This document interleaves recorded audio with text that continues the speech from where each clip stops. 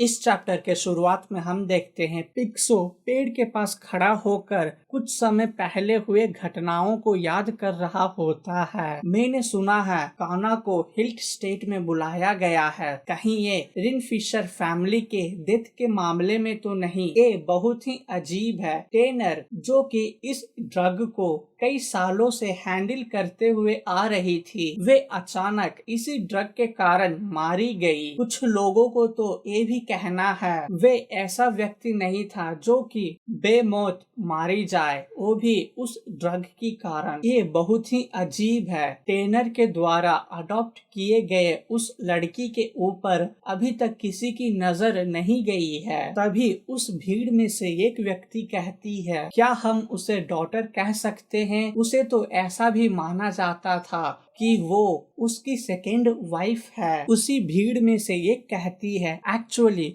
Margaret ने उस लड़की के बारे में कई बार बताने की कोशिश की थी। क्या तुम्हें ये बात पता है? पिक्सो जो कि ये सब दूर खड़ा होकर सुन रहा होता है, वे कहता है, क्या काना एक उप स्त्री है? नहीं, ऐसा नहीं हो सकता। ये एक बेबुनियादी अफवाह है। कहानी अब वापस प्रेजेंट में आती है और पिक्सो कहता है, अगर मुझे मौका मिलेगा तो मैं जरूर प्रिंसेस से मिलना चाहूंगा। इतने में पिक्सो नोटिस करता है लाइनेट के साथ क्राउन प्रिंस भी उसी ओर जा रहे होते हैं, जिसे देखकर पिक्सो कहता है, क्या सच में प्रिंसेस यहाँ है? और वो प्रिंसेस को देखकर ब्लश करने लगता है। इतने में उसके टोपी नीचे गिर जाता है, जिसे देखकर वे कहता है, वो नो अभी नहीं। इसी बीच उस झाड़ी के पीछे हलचल होने लगता है, जिसे देखकर क्राउन प्रिंस कहते हैं, कौन है वहाँ पर? जिसे सुनकर पिक्सो कहता है, अब भागने में कोई फायदा है नहीं। तभी वो पेड़ के पीछे से निकलता है और वे कहता है, आपसे दोबारा मिलकर अच्छा लगा प्रिंसेस। कहानी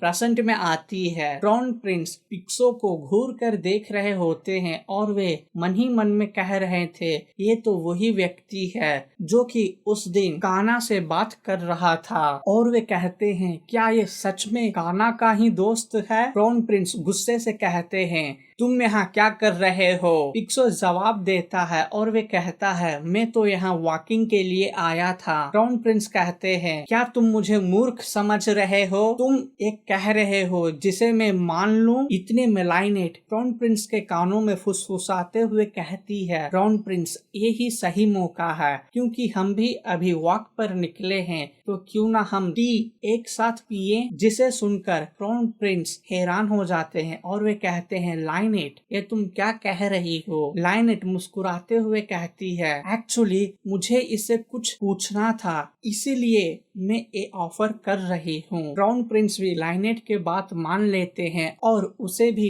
टी ऑफर करते हैं। पिक्सो जो कि चाय पीते हुए क्राउन प्रिंस और लाइनेट से कहते हैं, थैंक यू मुझे टी ऑफर करने के लिए। लाइनेट कहती है, आप हमारे गेस्ट हैं तो ये तो हमारा फर्ज बनता है। लाइनेट अपने मन में सोचती है, अगर हम इसे अपने साथ कर लें तो फिर ये हमारे लिए बहुत ही उपयोगी होगा। और वे मुस्कुराते हुए पिक्सो से कहती है, क्या तुम काना के बारे में बहुत ही चिंतित थे, इसीलिए तुम यहाँ आए हो? पिक्सो भी मुस्कुरा रहा होता है और वे मन ही मन में कहता है, जैसा कि मैंने सोचकर यहाँ आया था, वैसे ही प्रिंसेस ने काना के बारे में मुझसे पूछ रही है। शायद प्रिंसेस ये जानना चाहती है बाहर जो रूमर फैले हुए हैं वे सब सच है या झूठ है। और वे मुस्कुराते हुए कहता है, नहीं मुझे उसके बारे में ज्यादा चिंता नहीं हो रही है। और वे कहता है, मैं तो केवल इसीलिए क्यूरियस हूँ, आखिर यहाँ चल क्या रहा है? क्या उसे सस्पेक्ट की तौर पर देखा जा रहा है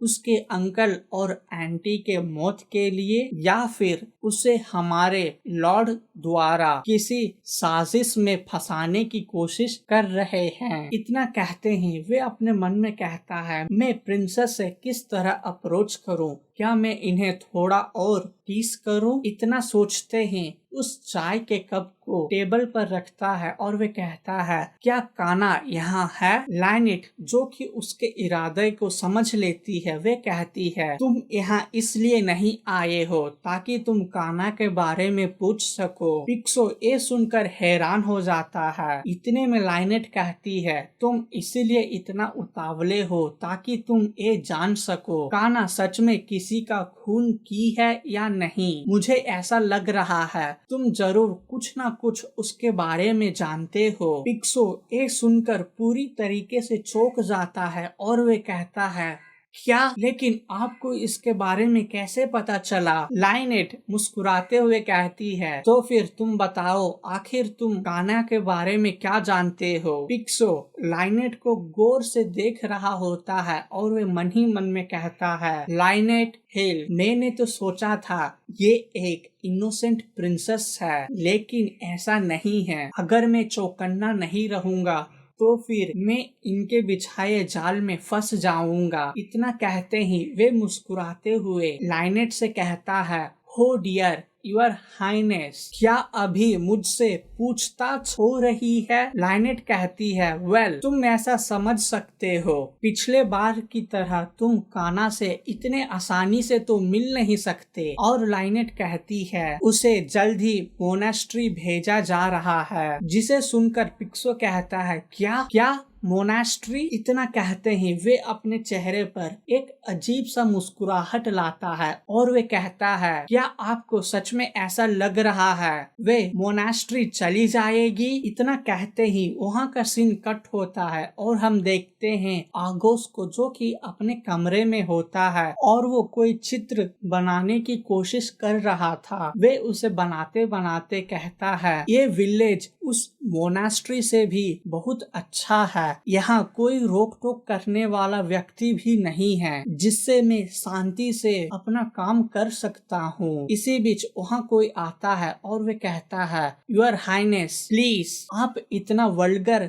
आर्ट ना बनाएं। आगोस इसे सुनकर गुस्से से कहता है, क्या तुम्हें सच में ऐसा लग रहा है मेरा आर्ट वल्गर है? वो व्यक्ति कहता है, मेरे एडवाइस को आप क्यों नहीं मानते हैं? यहाँ कई लोग हैं जो आपके गलती पर टोकने के लिए तैयार हैं। आगोस कहता है, क्या चुड़ैल के बच्चे को किसी काम करने के लिए केयरफुल रहना होगा? आखिर मैं ऐसा क्यों करूं? अगर मेरे पिताजी का मृत्यु हो जाए उसके बाद तो फिनब्रेकर ही अगले एम्परर बनने वाले हैं, तो फिर मुझे चिंता करने की क्या जरूरत है? तभी वो व्यक्ति कहता है, योर हाइनेस, प्लीज आप अपने शब्दों पर लगाम कसें। आपसे मैं कितने बार एक कहूँ, क्राउन प्रिंस की तरह अच्छे से पढ़ाई करना चाहिए। और वे उसे टोकते हुए कहता है, क्राउन प्रिंस कभी भी आपकी तरह जिद्दी नहीं बने हैं और वे एक आज्ञाकारी प्रिंस भी हैं। और वे सोच रहा था,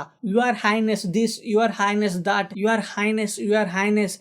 इतना कहते कहते उसके ड्राइंग के पेंसिल का हुक ही टूट जाता है। इतने में हम देखते हैं उसका ड्राइंग को कंप्लीट होते हुए, जो कि लाइनेट को बनाया होता है। और वे उस ड्राइंग को देखते हुए कहता है, ये इतना सुस्त क्यों दिख रही है? इतना कहते ही वे उस पार्टी के दिन को याद करता है और वे कहता है, अगर ये पार्टी ना होता तो मैं उसे उस दिन के लिए मैं उसे जरूर सबक सिखाता। इसकी इतनी हिम्मत जो मेरे सामने ही मेरे भाई के लिए मुझे इग्नोर कर कर चली गई, क्योंकि मैं लाइनेट के सामने गुस्सा नहीं हो सकता था, इसीलिए मैं शांत था और उस गुस्से को पीकर मैं उसके सिचुएशन को समझने की कोशिश कर रहा था। मुझे ऐसा लगा वे मेरे भाई द्वारा दिए गए ट्रीटमेंट के लिए उसका शुक्र गुजार है।